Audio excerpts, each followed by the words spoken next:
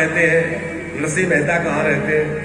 लोगों ने कहा वहां चले जाओ जहां महात्माओं की भीड़ लगी हो, जहां ताल मृदंग बज रहे हो, वहीं समझ लेना नरसिंह जी रहते हैं। ये ब्राह्मण गए तो वहां जाके क्या देखते हैं, वो 16 सूरदास श्री नरसिंह मेहता जी और अनेक संत जो है बड़े आनंद पूर्वक प्रेम पूर्वक भगवान नाम संकीर्तन कर रहे हैं। गोविंद जय जय गोपाल जय जय। तो हाथ में चिट्ठी लिए हुए आते देखा तो जो साधु आए हुए थे कीर्तन में, उन्होंने सबने क्या विचार किया, वो सब सोचने लगे शायद किसी सेठ ने निमंत्रण भेजा होगा, क्योंकि कभी कभी कोई निमंत्रण आ जाता था तो निमंत्रण में जाए तो बढ़िया प्रसाद प्राप्त हो जाता। वो जो सूरदास थे उन्हें भी पता चला कि भाई कोई चिट्ठी लेकर आया है, तो सबने यही अनुमान लगाया कि कोई निमंत्रण आया होगा। तो पहले तो वो झूम झूम के कीर्तन कर रहे थे।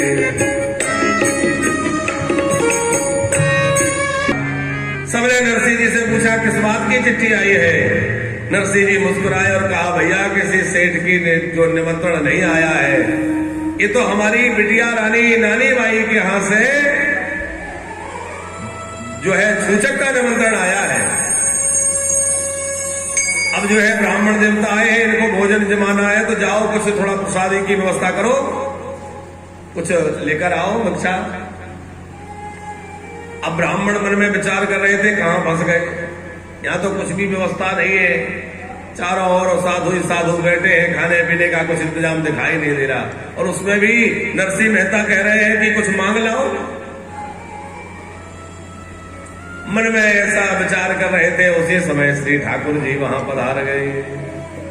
ठाकुर जी जो है किसी साधु के रूप में आए और आकर के उन्होंने ऐसा भोजन का प्रबंध किया कि ब्राह्मण देवता ने ऐसा जीवन में कभी भोजन किया ही नहीं था, ऐसा भोजन कभी स्वाद में लिया ही नहीं था।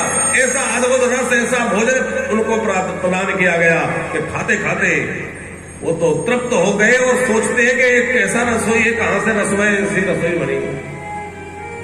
खूब दक्षिणा दी और वो प्रसन्न हो गए, ब्राह्मण विदा हुए। अब नरसिंह जी सोचने लगे इस पत्री का क्या करें, तो अपने ठाकुर जी को रख दी। सोचा ठाकुर जी रक्षा करेंगे, मेरे सावर सेठ जो है वही इसकी रक्षा करेंगे, सावल साह जो करना होगा वही करेंगे। संतों ने याद दिलाया, मेहता जी नरसिंह जी जो माघ शुक्ल सप्तमी की बात कही थी वो नजदीक आ रही है। अब हम लोगों व्यक्ति का समय खराब होता है, मानिक देखो नरसिंह जी का समय खराब नहीं, और पैसा पास ना हो तो क्या स्थिति होती है। जब पैसा पास नहीं होता है तो कोई साथ नहीं देता है। पूरे नगर में एक भी व्यक्ति नरसिंह जी के साथ जाने तैयार नहीं हुआ। सब सोचते हैं कि इसके पास तो कुछ है नहीं, इसके साथ जाके क्या हम अपनी हंसी कराएंगे, वहां जाके हमारे उपहास होगा, क्या लेके आए तो क्या उत्तर देंगे। और बड़े भाई ने तो स्पष्ट कह दिया हमसे तुम्हारा कोई रिश्ता नहीं है, यहां आने की कोई आवश्यकता नहीं है, हम तुम्हारे ना साथ जाएंगे और ना तुझसे कोई रिश्ता रखना चाहते। नरसिंह जी मन में सोचते हैं हमें संसार के रिश्तों से करना भी क्या है, हमारा रिश्ता तो गोविंद से है, वो ठाकुर जी हमारे हैं, हम उनके हैं। हमारा रिश्ता तो इन संतों से है क्योंकि ये संत भगवान के प्यारे हैं, और जो भगवान के हैं वो हमारे हैं। क्योंकि भगवान हमारे हैं तो भगवान के जो है वही हमारे हैं। तुलसीदास जी कहते हैं मानहो सब ही राम के नाते। मैं किसी को कुछ मानता हूं तो श्री राम जी के नाते, क्योंकि जो राम के भक्त हैं वो हमारे पूज्य हैं। नरसिंह जी को लगता है जो प्रभु के भक्त है ये संत ही मेरा परिवार है। उन 16 सूरदासों से कहा भाई हम लोग चले, वो तो साहस तैयार हो गए, हाँ चलिए, लेकिन चलेंगे कैसे। बोले ठीक है किसी से बैलगाड़ी उधार मांग लेते हैं। बैलगाड़ी लेने गए, पर जिसके भी घर जाते हैं लोग बहाना बना लेते, टाल देते, दे तो देते, मगर क्या करें अभी अभी हमने वहां भिजवा दी, ऐसा हो गया वैसा हो गया, लोग बात को घुमा देते। एक इनके कोई पुराने मित्र थे, उनके पास गए बड़ी आशा लेकर के, भाई ये तो निश्चित बैलगाड़ी दे देंगे। उसने मना तो नहीं किया पंकज जी, और उसने कहा घर के पीछे जो है खेत में गाड़ी रखी है, ले जाओ। और वो गाड़ी ऐसी थी कि एक आध वर्ष से उसका उपयोग नहीं हुआ, पहिए भी ढीले, लकड़ियां भी सब चरमर कर रही है और टूटी फूटी सी गाड़ी। नरसिंह जी ने कहा चलो कोई प्रबंध तो हुआ, उसी को जैसे तैसे बांध बूंद के रस्सियों से कील लगाकर तैयार करके, और अब बैल, बोले बैल तो मेरे पास है नहीं। पूरे नगर में घूमते रहे बैल, किसी ने कहा कि ले जाओ, तो ऐसे बैल दिए जो उठ के खड़े भी नहीं हो सकते, एकदम बुढ़े हो चुके, दांत टूट चुके, ठीक से खा पी नहीं पाते। बड़ा परिश्रम करके नरसिंह जी ने और उन साधुओं ने सींग पकड़ के, पूंछ पकड़ के उन बैलों को खड़ा किया। अब आप विचार करो कि जो बैल खड़े नहीं हो पा रहे वो गाड़ी लेके कैसे चलेंगे। लेकिन नरसिंह जी को कोई ना हर्ष है, ना विषाद है, ना ये मन में है कि मेरा कोई सहयोग क्यों नहीं कर रहा है। वो तो यही सोचते हैं अच्छा है, लोग जितना अधिक मुझे अपमानित करेंगे, लोग जितना अधिक मुझे उपेक्षित करेंगे, उतना गोविंद के और नजदीक जाता जाऊंगा और मेरे ठाकुर जी की उतनी कृपा कर देगी। यदि संसार हमसे चिपक रहा है तो समझ लो कि भैया अभी हमारे ठाकुर जी दूर है। जब ठाकुर जी नजदीक आते हैं तो संसार दूर भागने लगता है, क्योंकि संसार अपना स्वार्थ देखता है, और जो संसार के मतलब का है वो भगवान के मतलब का नहीं रहता, और जो भगवान के मतलब का बन गया वो ज्यादा संसार के मतलब का नहीं रहता, तब तो वो राधा गोविंद का बन जाता है। हाँ, भगवत कृपा प्राप्त करके वो समाज सेवा का, समाज कल्याण का कार्य करता है, फिर ठाकुर जी उससे जो कार्य करा दे वही करता है। अब तो जो है टूटी फूटी गाड़ी और वह बूढ़े बैल, उनको लेके चले। प्रियादास जी अपने छप्पे में वर्णन करते हैं, चले गाड़ी टूटी सी उभय बूढ़े बैल जोरी, पहुंचे नगर चोर बुझ कहीं जाएंगे।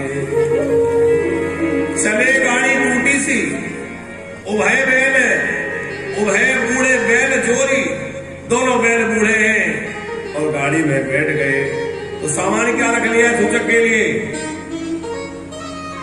एक मोरा गोपी चंदन, एक झोला में भर के कंठी माला, एक कटरी बांध के कंटोपा, टोपा लगाते थे ना नरसिंह जी, और कमंडलू, तूमा, ताल, तमूरा, मृदंग, शालिग्राम जी, ये सब बैलगाड़ी में रख लिया। 16 सूरदास बैठ गए, कोई मृदंग बजा रहा है, कोई करताल बजा रहा है, और कीर्तन करते करते चले। सब बढ़िया गाड़ी में बैठ गए और गाड़ी में कीर्तन करते हुए चल दिए हैं कि गोविंद जय जय, अरे गोविंद जय। थोड़ा झटका लगा और झटका लगते ही गाड़ी का धुरा, लकड़ी टूट गई, और लकड़ी टूट के जैसे झटका लगा तो बैल भी मसाला खा के गिर गई। अब अचानक गाड़ी का पहिया टूटा तो क्या हुआ, गाड़ी में रखा हुआ चंदन तुमा जो सामान था वो भी सब यहां वहां बिखर गया। अब सोचने लगे अब क्या करें, शाम हो गई। सोच विचार करते करते आखिर कैसे पहुंचेंगे, अब गाड़ी कैसे ठीक हो, कोई साधन नहीं था। नरसिंह जी ने कहा भैया सबसे श्रेष्ठ साधन भगवान नाम है, भगवान नाम का आश्रय लो, सारे साधन जुड़ जाएंगे। सब कह रहे थे कोई साधन नहीं, क्या करें? बोले भगवान का नाम तो भवसागर से पार कर देता है, हमें तो थोड़ा राहत पुकार करनी है, भगवान के नाम का आश्रय लो। सब भगवान नाम का कीर्तन करने लग गए, सब बैठ करके कीर्तन करने लगे। रात में कीर्तन हुआ, सवेरा हो गया, और सवेरे सवेरे ठाकुर जी जो है हाथी का रूप बना के आ गए। हाथी समझते हैं आप लोग? बढ़ाई लकड़ी का काम करने वाला, सब औजार लेके हाथ में, वो काटने की आरी, बसूला, क्या क्या होता है, हथौड़ी, सब लेके ठाकुर जी आ गए। आवाज लगा रहे हैं, कोई लकड़ी का काम, दरवाजा बनवाना है, कोई काम कराना है, हमसे करा लो। सूरदासों ने सुना, नरसिंह जी देखो कोई खाती आया है। नरसिंह जी ने पूछा, भैया हमारी गाड़ी ठीक कर दोगे? बोले तो मेरा काम ही है, लकड़ियों का काम करना, यही मेरा धंधा है, करवाओ। क्या करना है? बोले हमारी गाड़ी खराब हो गई, टूट गई। ठाकुर जी ने कहा, निश्चित हम ठीक करेंगे। अच्छा भैया तुम्हारा नाम क्या है? बोले मेरा नाम कृष्णा है। अब कृष्ण तो है ही, यहाँ इन्होंने अपना नाम कह दिया, कृष्णा। बोले ठीक है। और ठाकुर जी तो ठाकुर जी, कहीं कील ठोकी, कहीं कुछ किया, और तुरंत गाड़ी को एकदम ठीक कर दिया, जैसे नई गाड़ी हो एकदम तुरंत गाड़ी को ठीक कर दिया। पर गाड़ी तो ठीक हो गई, बैल तो पड़े हुए हैं, उनको कैसे ठीक किया जाए? और ठाकुर जी ने जैसे ही बैलों पर हाथ रखा, ठाकुर जी के हाथ का स्पर्श करते ही वो बैल एकदम स्वस्थ हो गए, और उनमें ऐसी स्फूर्ति आ गई कि अब वो वायु वेग से दौड़ने वाले हो गए। गाड़ी ठीक हो गई, बैल उठ के खड़े हो गए। अच्छा नरसिंह जी अब हम चले, हमारी कुछ मजदूरी। तो जैसे ही मजदूरी मांगी तो थैले में से निकाली एक तुलसी की माला, और तुलसी की माला को लेकर के नरसिंह जी ने थमा दी। तो इसका मैं क्या करूंगा? बोले देखो हमारा धन तो भगवान नाम है, और इस माला पे तुम भगवान नाम का जप करना, तुम्हारा कल्याण हो जाएगा, तुम्हारा जीवन सुधर जाएगा। ठाकुर जी इनके भाव पर बहुत नहीं थे। बोले देखो आप लोग जिधर जा रहे हैं, मैं भी इसी तरफ जा रहा हूं। यदि आप लोग कहें तो मैं बैलगाड़ी बहुत बढ़िया हाँकता हूं, तो आप लोग कहें तो मैं बैलगाड़ी हाँकूं? बोले चलो ठीक है। अब नरसिंह जी भी बैठ गए, सब लोग बैठ गए, और ठाकुर जी स्वयं जो है गाड़ी हाँकने लगे। गाड़ी में बिठा ले रे बाबा, जाना है गाड़ी में बिठा ले रे बाबा, जाना है ठाकुर जी तो ठाकुर जी है, उन्होंने वायु वेग से गाड़ी चलाई, और कब गाड़ी हजार नगर पहुंच गई पता ना चला। हजार नगर में गाड़ी को छोड़कर ठाकुर जी ने कहा देखो अब मैं जा रहा हूं। और जो पुरोहित जी पत्री लेकर नरसिंह जी के आ गए थे, उन्होंने नरसिंह जी को, उन साधुओं को देखा, पहचान गए, अरे तो वही है। दौड़ करके जाकर श्री रंगराय जी को समाचार दिया, महाराज आपके समधी आ गए। क्या लाए हैं? समधी के साथ कुछ सामान दिख रहा है? बोले हाँ बहुत सारा सामान है। कैसा सामान है? बोले एक एक मन की माला लाए हैं तुम्हें पहनाने के लिए, इतना चंदन लाए हैं कि पूरे हजार नगर के लोगों को चंदन लग जाए, और तुम्ही कमंडल सब गाड़ी भरी हुई है। अब तो श्री रंगराय जी को लगा कि अच्छा होता मैं निमंत्रण ही ना भेजता, अब मेरी बड़ी हंसी होगी, लोग इकट्ठा होंगे, और ये भिखमंगे सब आ गए हैं, इनको तो कोई लज्जा है नहीं, और मेरी प्रतिष्ठा खराब हो जाएगी, कलंकित होगी। उधर सब जगह चर्चा होने लगी। चर्चा चलते चलते महल में अंदर पहुंची। कुंवर भाई ने सुना मेरे पिताजी आए हैं, आरती की थाल सजा करके, सुंदर दीपक लगा के, अक्षत रोली मोली रख करके, और आरती करने के लिए अपने पिताजी को स्वागत करने के लिए गई है। बड़े दिनों के बाद मेरे पिताजी आए, और जाकर देखा तो सूरदासों की टोली में श्री नरसिंह मेहता बैठे हैं। आरती उतारी, नरसिंह जी ने कहा बेटी तू कैसी है? सब ठीक है? रोते हुए कुंवारी भाई नरसिंह जी के हृदय से लगी, पिताजी आप ठीक है, माताजी ठीक है, सब कुशल क्षेम हुआ? इतने दिनों के बाद बेटी अपने पिता से मिली है। पिता कह रहे हैं बेटी तू ठीक तो है? और उसके बाद नरसिंह जी ने हंसते हंसते कहा बेटी तू थोड़ा सा चावल लाई है, थोड़ा सी मूली लाई है, इनसे क्या होगा? अरे यहां तो देख कितने साधु हैं, और हमें देख देख कर और भी साधु आ रहे हैं, साधु समाज इकट्ठा हो रहा है। तो बेटी इन साधुओं के लिए तो बहुत मात्रा में कपड़ा लाना पड़ेगा, बहुत मात्रा में सेवा की सामग्री लानी पड़ेगी। साधुओं की सेवा करो। और ऐसी बात सुनते ही जो स्त्रियां कुंवरी बाई के साथ गई थी मंगल गीत गाते हुए, वो सब व्यंग करने लगी, तरह तरह की बातें करने लगी। हंसी नारी अंजार की सुन नरसी के बेन, उल्टो मांगे काड़ा आयो छोचक वीर। बोलिए सूचक देने आया है, उल्टा कह रहा है कि हमारी सेवा करो, ये क्या देगा। खूब हंसी करने लगी और वो हंसी करने वाली नारियों की बातें जो है कुंवरी बाई को बहुत चुभ रही है। और क्या करें, वो अपने पिताजी से बोली, पिताश्री मैं हाथ जोड़ के कह रही हूं आप वापस चले जाइए, क्योंकि आपकी बहुत हंसी होगी, ये मुझसे सहन नहीं होगा। पर आपके जाने के बाद लोग वर्षों वर्षों तक मुझे ताने देंगे कि तेरा पिता आया था, क्या लेके आया। आपकी भी हंसी होगी, मेरी भी हंसी होगी, और मैं अपनी हंसी अपनी तो सहन कर लेती हूं, पर आपके लिए कोई भला बुरा कहेगा, मुझसे सहन नहीं होगा।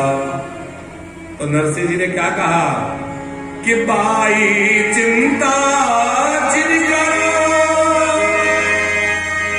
मन में धीरज धारा, और मन माने जो मांगियो देवो सिद्ध जनहार। बेटी तू चिंता क्यों कर रही है। अरे बेटी अभी तेरा भाई आ रहा होगा, हमारे सावरिया सेठ आ रहे होंगे, और सावल शाह जब पधारेंगे तो फिर किसी बात की कमी नहीं रह जाएगी। तू चिंता मत कर, वो बड़ा दयालु है, वो अवश्य आएगा। और बेटी सुन, तू जा और जाकर के अपनी सासू से कह देना कि चिट्ठी लिख दे, उसमें जितनी सामग्री लेना है, इनको जो मंगवाना है, जो आवश्यकता हो सब लिख दे। मुझे भरोसा है मेरा सावन शाह आएगा और सब कुछ चुका देगा। बेटी भी जानती है पिताजी भगवत भक्त है, निश्चित ठाकुर जी लज्जा रखेंगे, पर मन डर रहा है। अनेक प्रकार की शंका कुशंकाएं मन में पैदा हो रही हैं। लौट करके आई।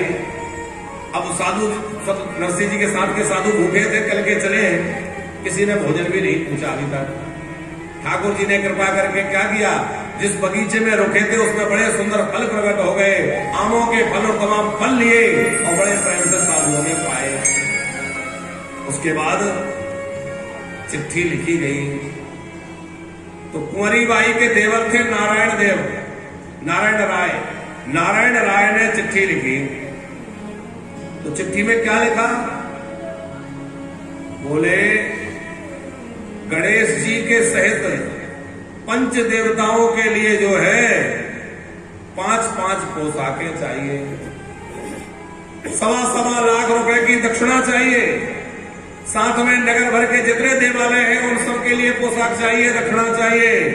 और गांव में नगर में अबाल वृद्ध जितने लोग हैं, बालक वृद्ध नर नारी सबके लिए 5-5 वस्त्र चाहिए। और वो तो सब सोच रहे थे कि ये सब मिलने वाला तो कुछ है नहीं, बस एक व्यंग है, लिखना ही तो है। तो जिसकी कल्पना में जो आया वो लिखवाने लग गया। किसी को याद आया, बोले हाँ ये भी लिखो। किसी के मन में आया ये होना चाहिए, बोले ये भी लिखो। तो जिसकी कल्पना में जो आया वो सभी वस्तुएं लिखी जाने लगी। परिवारजनों को रत्न जटित वस्त्र होना चाहिए, सबको मोहरों की भेंट होना चाहिए, चांदी सोनी के बर्तन होना चाहिए, और नगर में जितने हाथी घोड़े बैल हैं उनके लिए भी जो है मोतियों की लड़ियां, मोतियों की मालाएं होनी चाहिए, रेशमी वस्त्र होना चाहिए। इतना कुछ लिख दिया कि कल्पना से परे हो गया। अब वो चिट्ठी कुंवरी बाई को थमा दी, जा अपने पिता को दे दे, कहना ये सब चाहिए। कुंवरी बाई लेकर के आई। वो जान गई कि ये सब लोग व्यंग कर रहे हैं, मेरे पिताजी ये सब कैसे करेंगे।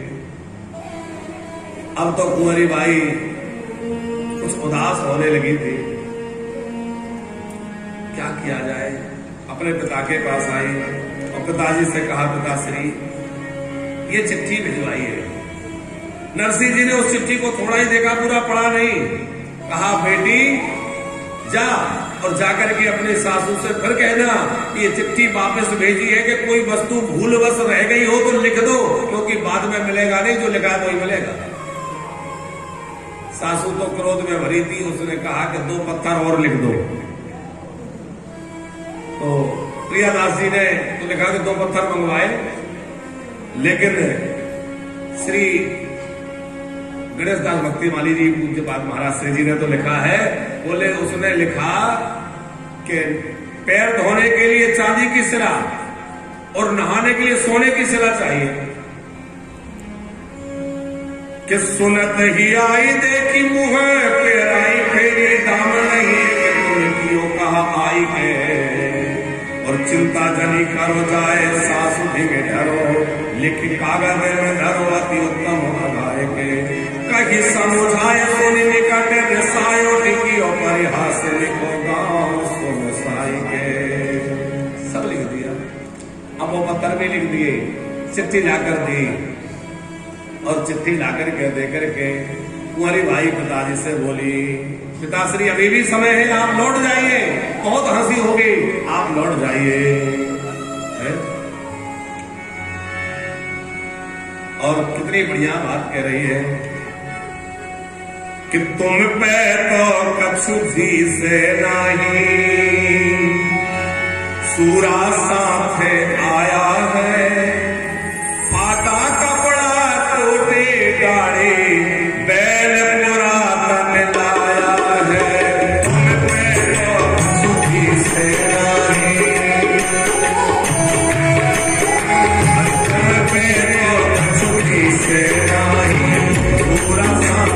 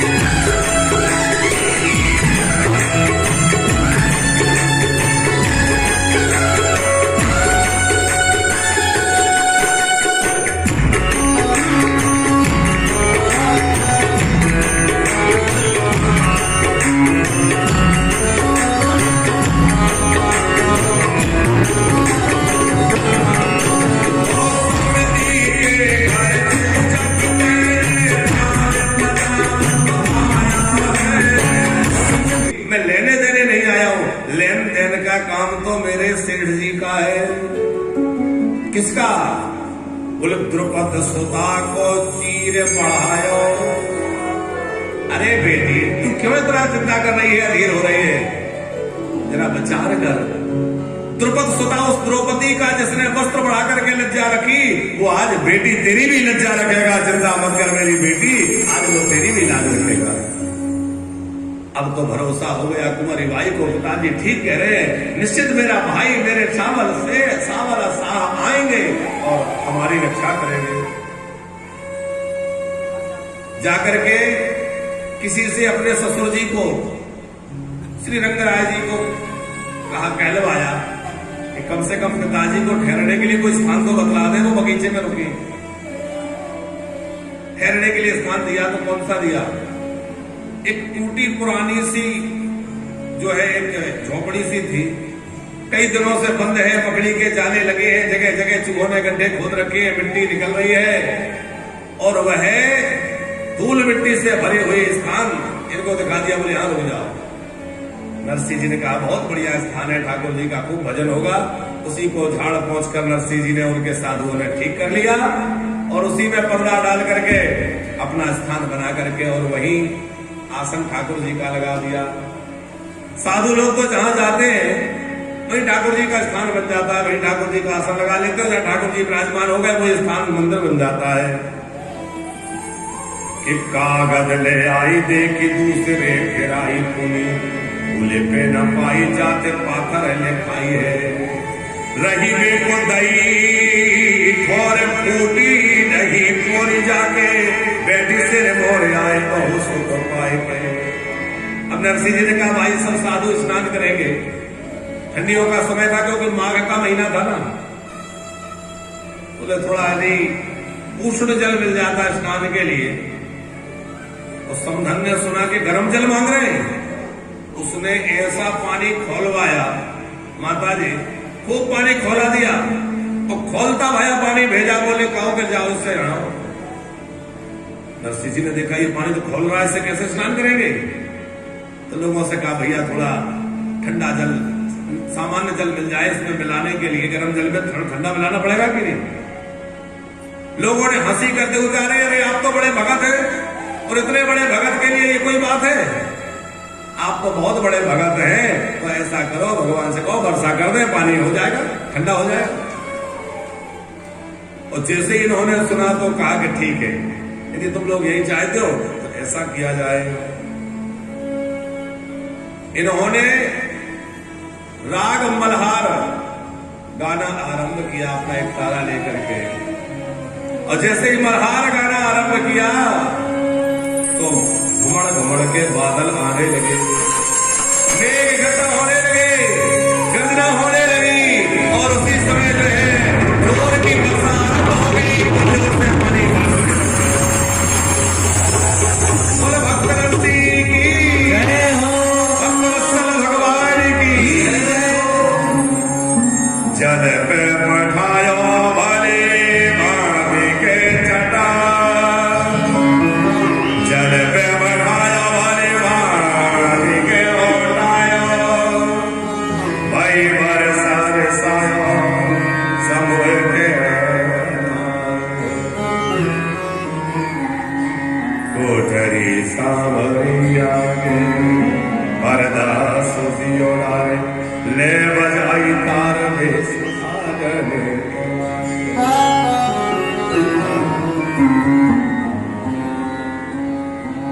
अब इतनी जोर की वर्षा भई पंकज जी कि सारे नगरवासी परेशान हो गए, जगह जगह पानी भर गया, जहां देखो पानी पानी हो गया। लोग दौड़े और नरसिंह जी से कहा अब इसको बंद करा दीजिए, और ज्यादा वर्षा होगी तो बाढ़ आ जाएगी, नगर बह जाएगा, घर ढह जाएंगे, वर्षा बंद करा दीजिए।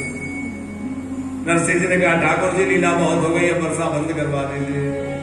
वर्षा तो बंद हो गई, लेकिन एक घटना घट गई।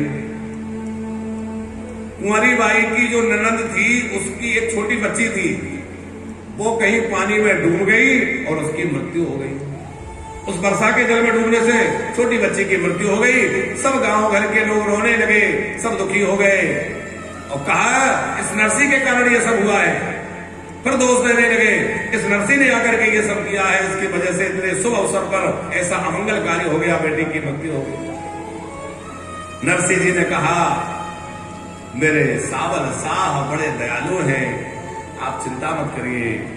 इन्होंने अपने ठाकुर जी, अपने शालिग्राम जी का चरणामृत लिया, ले जाकर मरी हुई बच्ची के मुंह में डाल दिया और राधा कृष्ण बोला, और उनके बच्ची खड़ी हो गई। भगवान की कृपा से बच्ची जीवित हो गई। अच्छा, एक बात यहां सोचने नरसिंह जी की विचार करने की है पंकज जी, समधी तिरस्कार क्यों कर रहे हैं? टूटी हुई पौर में रखवा दिया, गर्म जल दिया, भोजन नहीं दिया, तिरस्कार किया, ये सब क्यों? इसलिए कि इनका अपमान हो तो ये वो सब रास्ता छोड़ करके हमारे रास्ते पे आ जाएं, माने हमारी तरह रहने लग जाएं। और नरसिंह जी ने जो वर्षा करवाई, मरी हुई बेटी को जीवित किया, यह भगवत भक्ति का चमत्कार क्यों दिखलाया? इसलिए कि अब तुम सब जो है हमारे रास्ते पे आ जाओ। हर कोई अपने अपने रास्ते पे लाना चाहता है, संसार ही चाहता है कि ये सब साधु भी हमारे रास्ते चले और हमारे जैसे चलो। लेकिन संत कहते हैं भैया हम तुम्हारे जैसे चलेंगे तो काम नहीं बनेगा, तुम लोग भी हमारे जैसे चलो और तुम लोग भी भगवान की राह पर आ जाओ, भक्ति की राह पे आ जाओ, तभी काम बनेगा, ऐसे काम बनने वाला नहीं है। इतने सब होने के बावजूद भी लोगों का नरसिंह जी के प्रति भाव नहीं जागा। भोजन में जो है इनको बासी खिचड़ी परोसी गई, लेकिन एक बड़ा आश्चर्य हुआ कि सब लोग क्या देखते हैं कि पंकज बैठी है, एक और ये 16 सुरों के साथ, कुछ साधुओं के साथ नरसिंह जी बैठे, सबको बासी खिचड़ी दी गई। लेकिन ठाकुर जी की कृपा से इनकी पत्तलों में वो खिचड़ी तो गायब हो गई और सुंदर पात्रों में जो है खीर भर गई और बड़ी सुंदर खीर इनके सामने प्रकट हो गई। बाकी लोगों ने देखा कि ये खीर पा रहे, लोग जो है श्री रंगराय जी पे बिगड़ गए, बोले अच्छा अपने समधी को, उनके मेहमानों को खीर खिला रहे हो, तो हम लोगों को खिचड़ी खिला रहे हो, साधारण भोजन करा रहे हो। उनने समझाया भैया तुम्हें तो बढ़िया भोजन दिया, इनको तो हमने दुराग्रह से, इनको तो हमने बासी खिचड़ी परोसी थी, पता नहीं ये खीर कहां से आ गई। अच्छा उस रात्रि तो व्यतीत हुआ, वो दिन भी व्यतीत हो गया।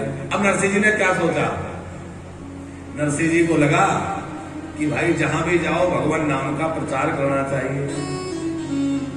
तो अपने सब साधुओं से कहा कि सब लोग अपना अपना झांझ मजीरा ताल मृदंग ले लो और पूरे नगर में हम लोग नगर संकीर्तन करेंगे। हाँ बोले अवश्य करेंगे। किसी ने अपने गले में ढोलक डाल ली, किसी ने मृदंग डाल लिया, किसी ने एक तारा ले लिया, कोई करताल उठा लिया और सब के सब नगर संकीर्तन के लिए निकल पड़े। अब नगर संकीर्तन के लिए निकले तो श्री रंगराय जी जो थे उन्होंने माथा पकड़ लिया, अब मेरी बड़ी बदनामी होगी, ये इनका समझी है कि तालकूटा, मेरी बड़ी बदनामी होगी, इन्हें कैसे रोका जाए। तो रंगराय जी ने क्या किया, पंकज जी झूठा इनको कहलवा दिया, बोले तुम्हारे सावल शाह आ गए ताकि ये कीर्तन में ना जाए। ठाकुर जी आ गए, सावल शाह आ गए, ऐसा सुन करके और लौट आए, नरसिंह जी लौट आए और उसके बाद अपने स्थान में ही ठाकुर जी का कीर्तन करने लगे। और ठाकुर जी का कीर्तन करते हुए कहते हैं, सेठ हमारे कौन है? बोले हमारे सेठ जी तो ठाकुर जी है। जरा भाव से, बड़ा ही दिव्य रथ जो है चमकता हुआ चला रहा है, अद्भुत रथ चला रहा है। उसमें भगवान श्री कृष्ण जो है सावल शाह के रूप में सेठ जी बने हुए, बड़ी सुंदर टोपी लगाए हुए और रथ पर विराजमान है। और पृष्ठभाग में श्री रुक्मणी महारानी जो है उस रथ पर विराजमान है, जो बड़े सुंदर महंगे आभूषण पहने हुए हैं, दिव्य मस्त अलंकार से अलंकृत हैं। और आकर के नगर में श्री रंग जी के मकान का पता पूछने लगे, भैया हमारे नरसिंह सेठ जी कहाँ रुके, हमें उनके पास जाना है। लोग घबराए कि भैया ये कौन सेठ आ गया, तो बड़ा अद्भुत। और आगे आगे ठाकुर जी का रथ चल रहा है, पीछे पीछे सैकड़ों सैकड़ों वाहन चल रहे हैं जिनमें अपार सामग्री लदी हुई है। लोग आश्चर्यचकित रह गए, नगर के लोगों की आंखें फटी की फटी रह गई, ये क्या हो रहा है। और ठाकुर जी क्या बोले, सावल साहब बोले भैया हम सेठ वेठ नहीं है, ये तो नरसिंह जी की महानता है तो हमें सेठ कहते हैं, हम सेठ नहीं है। तो बोले हम तो नरसिंह जी के मुनीब हैं, हमारे सेठ जी तो यही है। अच्छा ये सेठ है? ठाकुर जी क्या बोले भरी सभा में, बोले मेरे जैसे 360 मुनीब वहां लगे हुए हैं, मैं तो अकेला आया हूं, ये सेठ ये है। अब तो जो है लोग देखने के लिए भीड़ लग गई। उस नगर के लोग तो रहे ही, आसपास के नगर से लोग आने लगे कि भैया कैसा सूचक बनने के लिए सेठ आए हैं। नरसिंह जी ने सावल सेठ को देखा और देख करके नाचने लग गए, मेरे प्रभु आ गए, मेरे ठाकुर जी आ गए, मेरे सावल साहब आ गए, बेटी देख मैंने कहा था तेरा भाई आएगा, मेरे प्रभु आ गए। पद गा गा करके एक तारा बजा बजा के नरसिंह जी नाचने लगे, सब संत नाचने लगे और आनंद होने लगा। श्री रंगराय मेहता जो है सावल शाह से मिले, सावल शाह ने कहा देरी मत करो, अब जो है सूचक दान का उत्सव प्रारंभ किया जाए। तो जैसे ही उत्सव प्रारंभ हुआ, कहा चिट्ठा निकालो। अब चिट्ठी निकाली गई, जो है श्री रंगराय मेहता तो बहुत डर रहे थे, भैया मैंने चिट्ठी लिखकर नरसिंह जी का अनादर करके बहुत बुरा किया। अब वो बड़े लज्जित हो रहे हैं। ठाकुर जी ने कहा कोई बात नहीं है, चिट्ठी निकाली जाएगी। तो चिट्ठी में जो जो जैसा जैसा लिखा था उससे भी सवाया अधिक सारी सामग्री दी गई।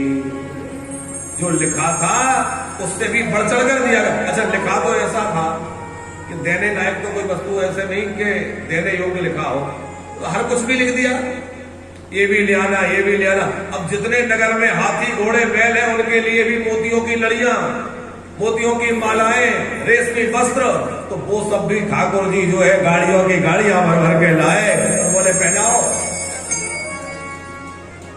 मेवा सुपारी नहीं लिखी थी पंकज जी, तो मेवाएं, मिष्ठान, फल, सुपारियां, सुपारी आदि, मेवा आदि बोरे के बोरे भर भर के और अद्भुत सामग्री सबको प्रदान की। जहां 5-5 वस्त्र लिखे थे वहां 10-10 वस्त्र प्रदान कर दिए। ले जा सको जितना ले जाओ, क्योंकि जब ठाकुर जी प्रकट हो जाए फिर क्या कहना। नगर वासियों के साथ साथ जितने जो तमाशा देखने वाले आ गए ना, आसपास के नगर के लोग, उन सबको भी भोजन परोसा गया। ठाकुर जी ने रिद्धि सिद्धियों को आदेश दिया, ऐसा भोजन तैयार करो जो आज तक किसी ने कल्पना ना की हो। वहां जो लोग थे उन्होंने जब वह भोजन पाया, अब देखो भोजन की चर्चा ज्यादा नहीं करेंगे, नहीं तो आप लोग कहेंगे महाराज भोजन की बात कर रहे हैं, हमें भूखा बिठा रखा है। भूख तो नहीं लगी? नहीं, जिसको लगे धीरे से प्रसार मत होना।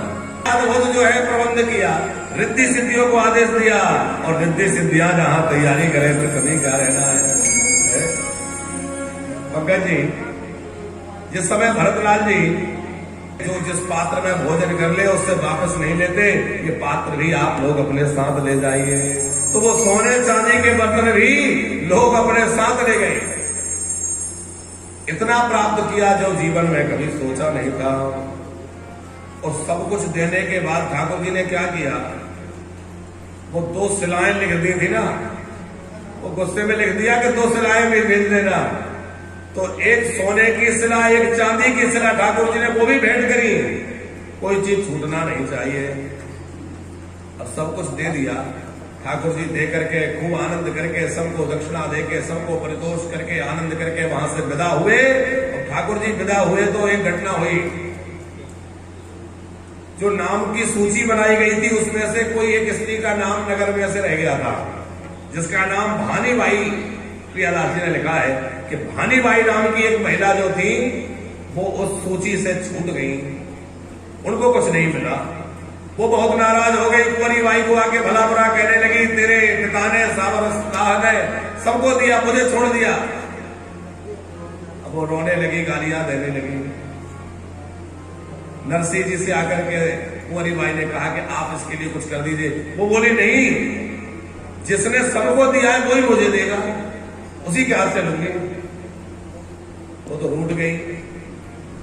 नरसिंह जी ने प्रभु को फिर बुलाया और नरसिंह जी की पुकार सुन के हमारे गोविंद पुनः दौड़ के आए और आकर के पुनः अपने हाथों से उसको दिया। और फिर ठाकुर जी ने एक और लीला करी, ठाकुर जी ने स्वर्ण मुद्राओं की वर्षा कर दी उस नगर में। सोने की मुद्राएं बरसने लग गई, धन की वर्षा हो गई, वस्त्रों की वर्षा हो गई। वस्त्रों की वर्षा कभी सुनी नहीं होगी आपने, लेकिन यहाँ लिखा है पट बरसने लगे, मोहरें बरसने लगी, रत्न आभूषण तरह तरह की मणि माणिक्य बरसने लगे, मणि मुक्ता जैसे ओला बरसते ऐसे बरस रहे थे। और उससे कुंवरी बाई के जो विरोध करने वाले, उपहास करने वाले थे, उनको खूब चोट भी लगी। नहीं भले सोने की मोहरें हीरे जवाहरात पर ऊपर से गिरेंगे तो चोट तो लगेगी, चोटिल भी हुए और सब जो है चरणों में गिर गए, क्षमा कर दीजिए। लेकिन यहाँ एक घटना ये हुई कि कुंवरी बाई ने कहा कि अब मैं इस ससुराल में नहीं रहूंगी, अब मैं पिताजी के साथ जाऊंगी। पिताजी ने कहा बेटी जैसी तुम्हारी इच्छा। बोली जहां भगवान का विरोध, भक्ति का विरोध, संतों का विरोध होता हो, वहां चाहे जैसा ढल उठ रहा हो वहां नहीं रहना चाहिए।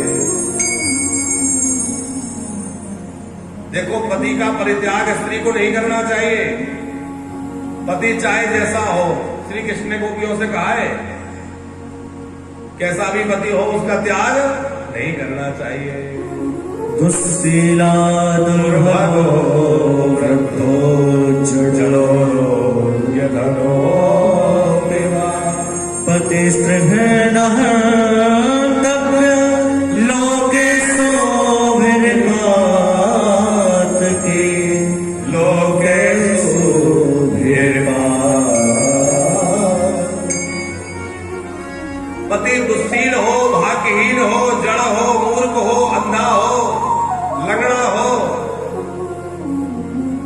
अंगहीन हो, जैसा भी हो, पति का त्याग नहीं करना चाहिए। लेकिन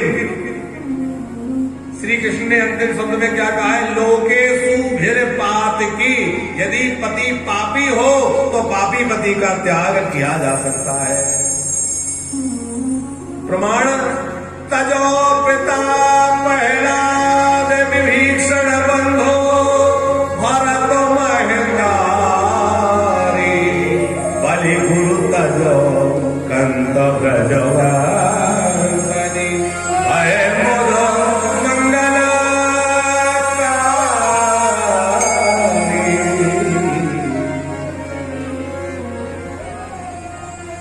चाहे जैसा हो गुजारा कर ले स्त्री, लेकिन यदि वह धर्म विमुख है और वह भगवत भक्ति से विमुख है और भगवान की पूजा सेवा नहीं करता, भगवान से विमुख है, तो ऐसे पति के त्याग करने में भी दोष नहीं है। इसका अर्थ गलत मत लगा लेना। देखो, व्यवहार रूप से तो जो सेवा हो सके करें। आप कहेंगे पति तो सभी पाप, और कुंवारी बाई जो है अपने पिताजी के साथ लौट करके अपने नगर में आ गई, अपने घर रहने लग गई। संवत 1481 के माघ शुक्ल सप्तमी रविवार को ये लीला हुई थी छूतक वाली। बड़ी सुंदर कथा है। आगे नरसिंह जी के और दिव्य चरित्र हैं।